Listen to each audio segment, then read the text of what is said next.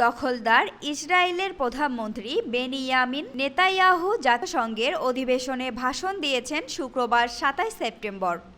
তবে তিনি মঞ্চে ওঠার পরেই সেখানে উপস্থিত অনেক রাষ্ট্রপ্রধান এবং তাদের প্রতিনিধিরা বের হয়ে যান।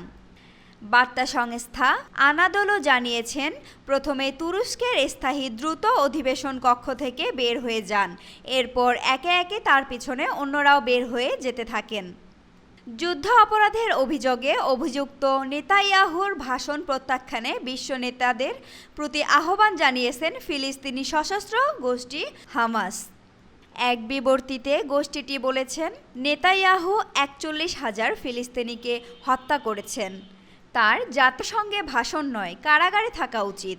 আল জাজিরার প্রতিবেদনে বলা হয়েছে, আরব বিশ্বের প্রতিনিধিরাও বেনিয়ামিনের বক্তব্য প্রত্যাখ্যান করে অধিবেশন কক্ষ থেকে বের হয়ে গেছেন।